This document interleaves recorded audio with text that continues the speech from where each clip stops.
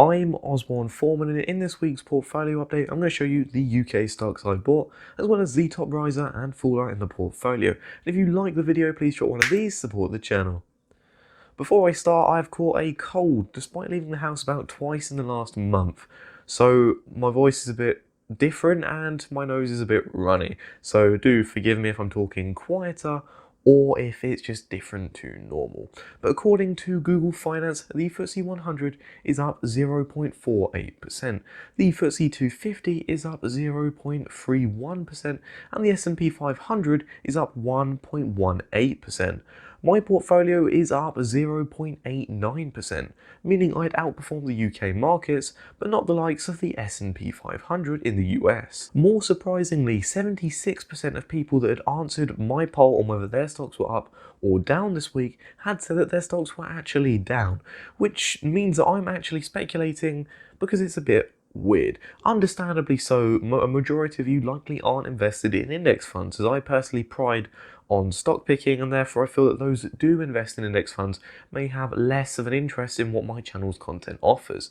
Thus, it does make sense as to why a majority of people aren't following the same as the markets, but it's led me to believe that perhaps a lot of you watching this video are invested in perhaps the recovery plays, the likes of Rolls-Royce, the likes of Cineworld, or even some of the high growth stocks in the US, such as what ARK invests in, Tesla, Roku, for example. In a time like this where quite a large amount of individuals are chasing hot stocks for perhaps higher gains, it might be worthwhile buying into the beaten up growth stocks. Whilst yes, in the last year they saw a fantastic run up, which likely was very abnormal for a stock market performance. Obviously, I haven't been investing too long, and thus my opinion on this may be inaccurate due to my limited time span of investing. But what it seems like is that they were very much due a pullback.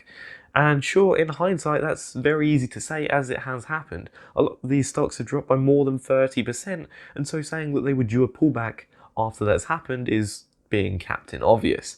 My point behind it is that since those gains were so unnatural in the last year, that this pullback seems more reasonable. This could offer an opportunity to buy into these beaten up growth stocks, as in the future, likely what dictates their returns are less of the fact of their valuation, but rather the growth of their fundamentals on the balance sheet and perhaps their earnings and revenue growth. And from this, I believe that they will continue to outperform despite such a heavy pullback, just because I feel that they are well placed in the future of a low interest rate environment, despite the fears of inflation forcing interest rates to rise.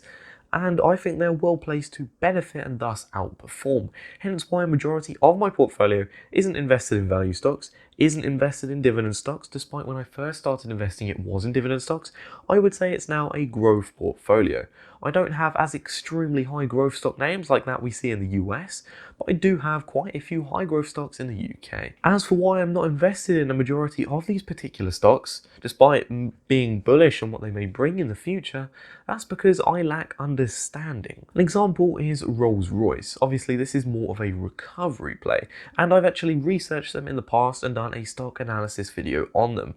What I found out is that before investing, I actually knew more than I did, or before researching this, I actually knew more than I did after researching them. And I don't believe it's valuable to force yourself to understand a business. And if it's not an easily understandable business model, I feel that other investors are going to feel the same way, which would lead to my idea about conviction and levels of research. Thus, if many of these individuals don't feel the same way, or they've done less research, I believe they'll have less conviction on whether to buy or sell the dip. This could lead to higher volatility, and this is due to the idea that more individuals might panic sell, and then when the stock is rising, more individuals are more prone to the fear of missing out and thus buying in and pumping that price up. Therefore, this could obviously lead to a higher level of volatility in these investments, but also likely leading to more emotion in this investment, in these particular investments. Hence why we have seen that high volatility, and thus I feel that this emotion is where the average investor would fall behind, as it's natural for us as human beings. Well, I mean, I'm a bit of an alien, but other than that, it's natural for us as humans or impersonators of humans to feel emotion and be impacted by this when investing in the market. And that's where I feel that those more research individuals that can more easily comprehend the business model, perhaps even those that have forced themselves to do a lot of research due to the fact of being a research analyst at a large index fund, for example, or a large managed fund, they're going to have the upper hand on these types of investments. I personally plan to continue learning about my current holdings. I believe that learning as much about these as possible is both good for the longevity of my portfolio and the long-term returns, as I'll know more about them, build up my conviction, but also I'd like to research the industry, the sectors that they are in, learn more about their market, see whether they're able to build large business moats. Perhaps I can identify these qualities in other stocks, at which point I would hope to move to be more geographically diverse. At the moment, I'm pretty much all in UK stocks, with an exception of a Sharia fund in Nest Pensions, which I don't really get much of a choice of. Thus, this high exposure into the UK could be more of a limiting factor. I'm bullish on the UK economy, but it would be wise if I started to expand or broaden my horizons. So if I start to specialise in certain industries in which I can understand and perhaps have more of a knowledge on than other typical investors, I feel that over the longer term I may benefit from it. And at that point I would invest in the likes of these US stocks. But first, I would like to put a lot of my time and learning into the likes of the London Stock Exchange AIM market, or alternate investment market, and main market, which I don't know the abbreviation of, and probably should have remembered it before saying it. Especially whilst the overall value of my portfolio is low compared to what it could be in 10-20 years, allowing myself to take these risks in the value of discovering more knowledge, I think now is the best time for myself to do this, especially as I'm at a young age. The top riser is a surpriser in my portfolio, which has regularly been a diver. Now I'm a hyper. I just spat some bars, I guess. This stock is Halma, and this week shares are up by 6.85%. Yet in the last month I've sold 18 shares, which represents a third of my overall position size that I originally had. Have I missed out on some of the gains? Sure. Am I going to panic and then buy back in because I've missed out?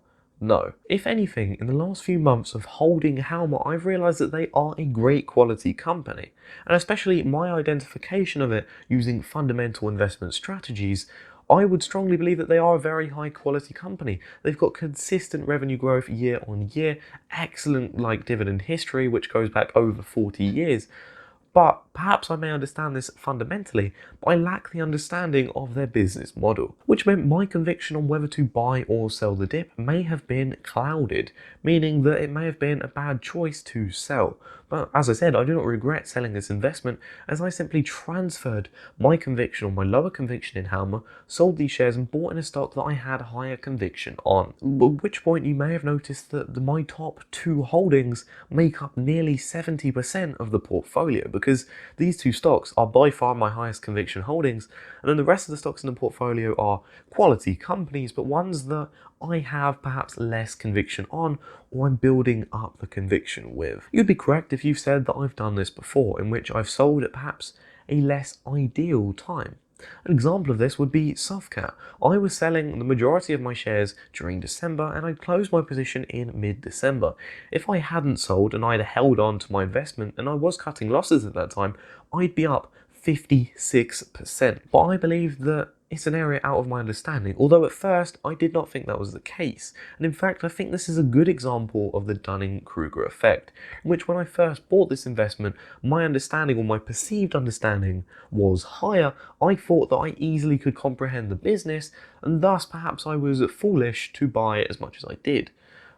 Now, I'm not saying that Softcat is a bad company, because it's really not, and it's in an industry perhaps that's less favourable in my opinion, but it's certainly a better company than a lot of their competitors. I do feel that they have their limitations, and this is in the terms of being unable to build a significant moat. Softcat's growth story started in a garage, and I believe that's how they first started their business. So if they're able to claw away market shares from their competitors by starting a business in their garage and now becoming a £3.5 billion valued company by market capitalisation, I feel that another company could easily do that. And thus I feel that perhaps it's easier for a competitor that just does things a little bit different, targets perhaps the same market but offers more value. It leads them into a disadvantageous position, and that's why I originally sold. Also the likes of, whilst they paid a very high dividend, which had meant that 60% of their overall earnings were paid as a dividend. I was a dividend investor back then, and I do think this is good for shareholders, but I feel that they could probably invest more of this back into the business and likely grow faster and further. I feel it's easy to get caught up in the hype of new stocks or investments, but I tricked myself into believing that they were going to be long-term holds. Rather, I think I should have been more realistic with myself and the portfolio. If I'm buying new stocks, I should identify whether for a fact they're a long-term hold or whether perhaps they're more of a trade. And whilst you may say that it's worth to make all of these little trades and it will eat into your performance, and I will agree with you, I do think there is some value in having some positions that are trades. I'm going to be more realistic. I'm going to look at these investments. I'm going to look at, rather than saying, oh, I'm going to hold this for the long term, I'm going to say my investment time horizon is years, which is the long term, but that years doesn't have to be 40 years, that could be a case of 5 to 10 years instead. Thus, I have less of an emotional investment in these stocks, and at least in the back of my mind, have the idea that at some point I may sell this investment, and therefore I shouldn't grow over attached if the time is right. Not saying that I can time the market, but perhaps a time in which this stock is of lower quality due to changes in management over that time horizon, with hopes that I just won't open a position on a whim. Which brings me on to the likes of Argo Blockchain, which to some people that may look like I've opened this stock up on a whim. Shares of ARB had dropped by 7.87% this week, making them the top diver in the portfolio. ARB is a relatively new position for me, but I never saw this stock as a long-term investment, and that's because I don't believe in the long-term adoption of Bitcoin. But whilst in the short to medium term, the hype of the institutional investors and the Federal Reserve expanding their balance sheet alongside with the Bank of England, which less impactive, but that suggests that the expanding of balance sheets or quantitative easing is ongoing across the world, means that Bitcoin is likely going to reach much higher valuations. Do I believe it's going to hit $1 million in a year? Absolutely not. Do I believe that it certainly has potential to at least gain more than 50% in terms of the capital gain of Bitcoin? I do. I'm not going to predict this, but I feel that it's more than possible. And that's why in this short to medium term time, I've decided to open a position with Argo Blockchain. But rather than investing into the asset itself, I bought into a Bitcoin miner. This means that a miner might be more exposed to the volatility, but could also benefit more than just holding pure Bitcoin. Plus, they're due to be listed on the NASDAQ, or at least in a perspective of it's largely expected that they will list on the NASDAQ due to reaching these certain requirements. But it could be with the likes of Tesla and the S&P 500 where they had the requirements but they weren't initially brought into it. At which point listing on the NASDAQ would be advantageous for the holders of Argo Blockchain, as they will be listed in the same place as other people in their industry or their competitors. At which point these competitors have got valuations that are 3 to 4 times higher, and this gives the potential for Argo Blockchain to certainly see a valuation re-rate. And that is my trade. This is more of a swing trade for me rather than a long-term investment, or the voice crack.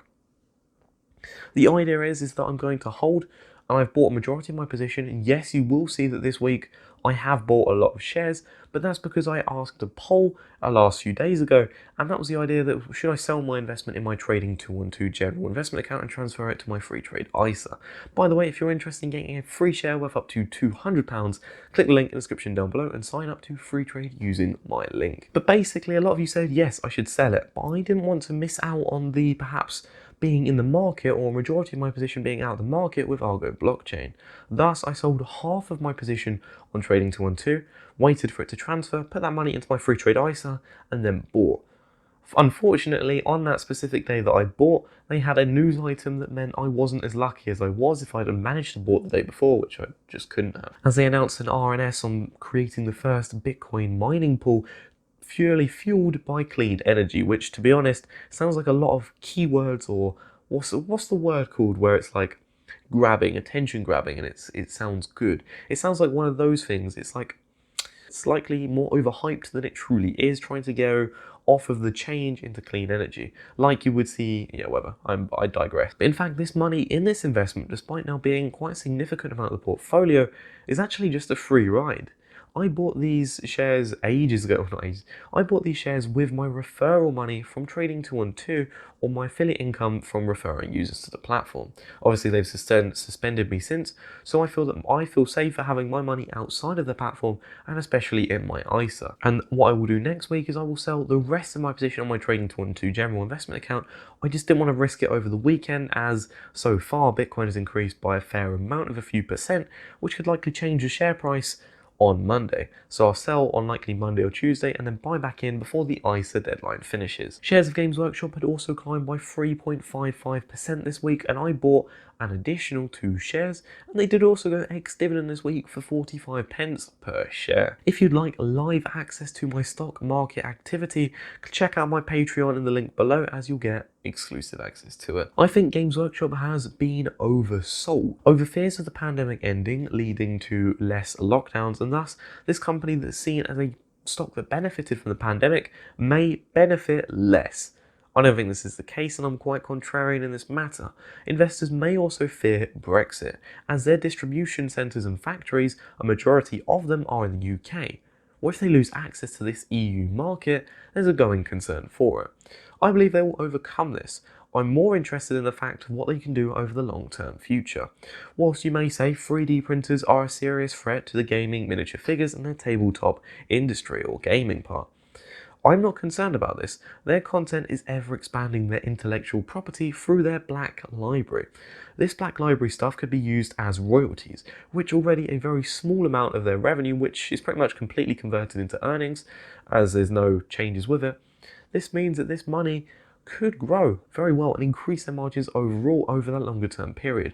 This IP can create further video games. We're going to see Total War Warhammer 3, and there's speculation about Total War Warhammer 40k, which could be another trilogy. But there's also the chances of creating a TV series or films with this IP, thus transforming the business, and this is my prediction for the long-term future with Games Workshop, that they'll be able to transform their business model from the miniature figures, whilst obviously still having a dedicated hobby base, but focusing more on the media and entertainment side of things.